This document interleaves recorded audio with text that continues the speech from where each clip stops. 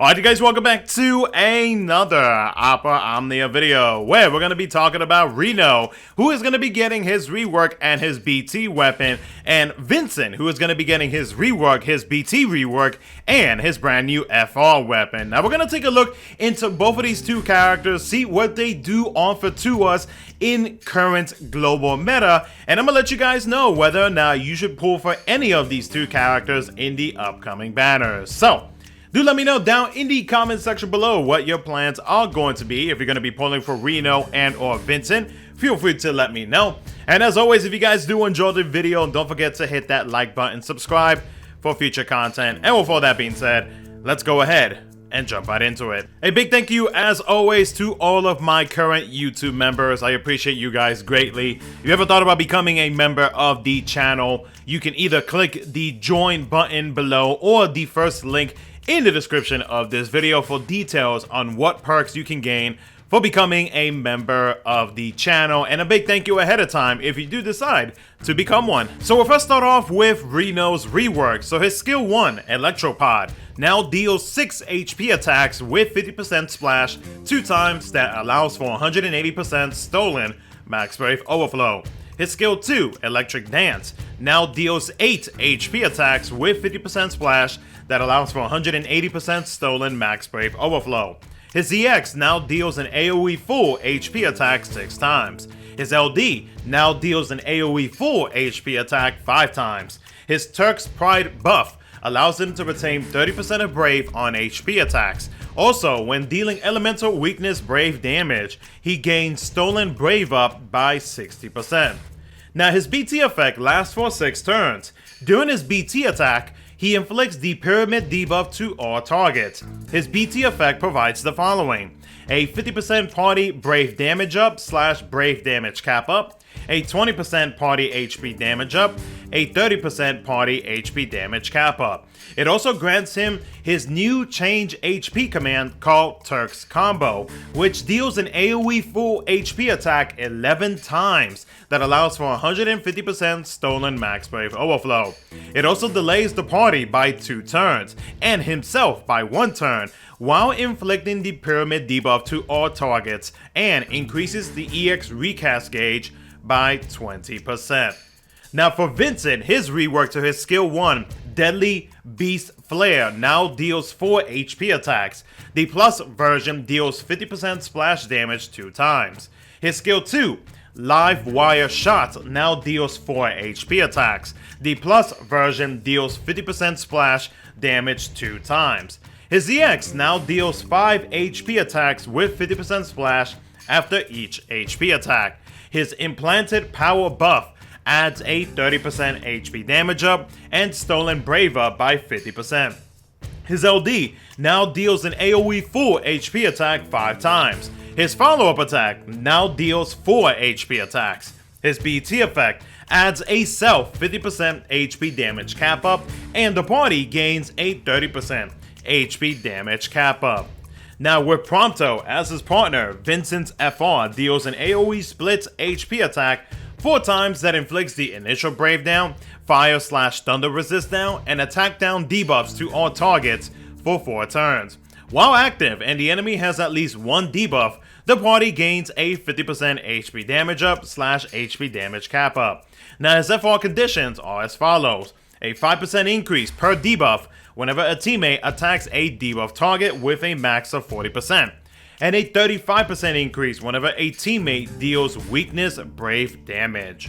So let's talk about whether or not you should pull for Vincent. Now Vincent is a solid debuffer with overall good damage. The rework that he is going to be receiving is definitely going to help out with his damage output, and also if you are currently working on the white crystal characters for your weekly crystal quest, then Vincent would not be a bad option to consider putting in your team comps, because of the fact that his BT effect does benefit the party a little bit, but it also affects the enemies in a numerous amount of ways. So the BT effect affects them with a 50% max brave down, attack down, defense down, speed down, a 30% HP damage resist down, and brave damage resist down, and it also prevents the enemies from not being able to grant themselves any buffs whatsoever. So you do have a pretty well-rounded character in terms of being able to support the character a little, support your team a little bit, but also being a pain in the butt to the enemies. Now, some may mention, well,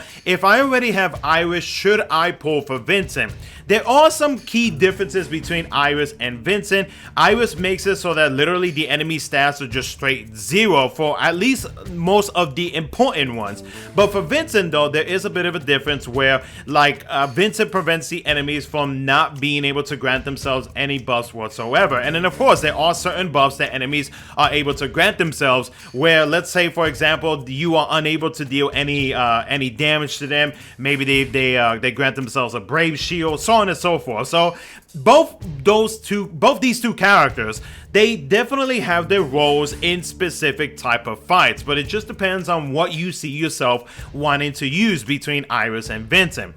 Now, when it comes to the FR conditions, they are very easy to meet, or they can be easy to meet with a good FR effect. So that 50% HP damage cap up increase, so long as the enemy has one debuff active, can actually be a nice plus depending on what team comps you got going on. Now, when I say can be easy, I'm mostly talking about the second condition, which is going to be whenever a party member deals weakness brave damage. If you are not dealing weakness brave damage, then yeah, you are not going to meet that second condition. So depending on your team comps, depending on what you're doing, let's say if the character has elements, and as long as they are able to impale and enchant, then you don't have to worry about that second condition. If by chance, like let's say you are using Vincent with On, right?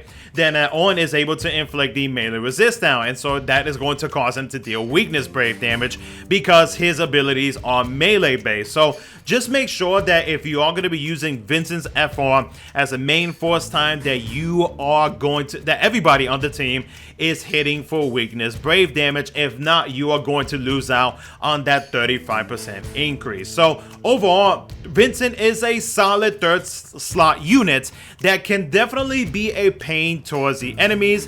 Is he necessary to have? Not really, especially with me being an FF7 fanboy.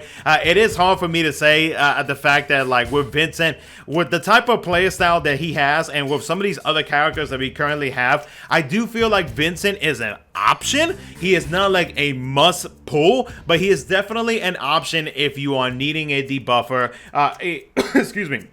A debuffer that is able to inflict a numerous amount of debuffs, who has a good solid damage output, and his BT effect is basically makes it a painful day for the enemy. So Vincent is definitely not a must pull. He is nice to have, but he is not a character that you need. Now for Reno, he is a solid utility debuffer with an interesting fun mechanic. He is able to inflict the pyramid debuff, which makes it so that whenever the enemy tries to attack you with a brave or HP attack, it is not going to do anything to your team. Also, if they try to inflict any debuffs on you, well, guess what? You don't have to worry about that because that debuff prevents them from doing so, but it does expire whenever the enemy does act. The other notable debuff is going to be the numb debuff, which does have a built-in melee and range attack down and defense down as well. And also, whenever the enemy is attacking you and if they hit you with a melee or ranged ability, they do delay themselves by 2 turns. But more than likely, you are not going to be using or you're not going to be taking advantage of that debuff because of the way that you are going to be playing Reno, especially now that he is going to be getting his BT. So his BT makes him a very good option for off-turn team comms, meaning that whenever you are using his Turks combo ability, which is this change HP command, he is going to be delaying his teammates by 2 turns and to himself by 1 turn. So if you have off-turn characters alongside with Reno, and if you're wanting to take advantage of the damage that they are going to be dealing on your off-turns, then Reno is a very, very good option to really consider for when it comes to basically just taking advantage of all of the off-turn damage that you are able to deal, especially if you have his FR active. Like, his FR complements his BT effect because of the fact that basically the one condition is to let the enemy act. That is a 20% increase if I am not mistaken. And then the other one is whenever the enemy uses a melee or range ability. So that will increase it by 30%. So in total, you can get yourself a possible 50% increase while you let the enemy act, and if they attack you with a melee or range ability. And then, of course, whenever they do act, guess what? You are going to be smacking them with your off-turn characters. Not only that, but whenever Reno is using his Turks combo, he is going to constantly inflict the pyramid debuff onto them. So if by chance you run into a situation where the enemy has gained a whole bunch of brave, or they all of a sudden just are ready to clap you, guess what? That pyramid debuff is going to be active and you are going to be safe for that one turn. So there are definitely a good amount of ways that you can actually play with Reno. And again, because, or if you are going to be focusing on the whole off-turn shenanigans with Reno, do not click his skill 1, because if you allow that to happen, it is going to delay the enemies, and that in turn means that you are going to be having more turns for you and your teammates. So you want to avoid using his skill 1 and just focus on using his other abilities, and you'll be good to go. So is Reno worth pulling for in the upcoming banners? I would say if you are a big fan of off-turn setups, if you are wanting to take advantage of the damage that he is able to deal on turn, and at the same time being able to delay your teammates and take advantage of the off-turn damage that they do offer, and at the same time, if you have his FR active, if you're wanting to increase the HP damage bonus at a pretty high rate, then Reno is definitely a great option to consider pulling for. Is he a must pull? No, he is not a must pull, but he is definitely great to have. He is fun to use, and the possible team comps that you can actually use with Reno is really, really good. One other thing that I do want to mention before I end the video off as well is that the first condition in his FR is to deal thunder damage, or use a thunder ability, or basically just be enchanted with thunder. Now Reno does not provide any thunder enchantments, so you are going to have to rely on call abilities to do all of that. So that's one final thing that I want to add to that before I forget. So yeah, Reno is definitely a very fun character to use.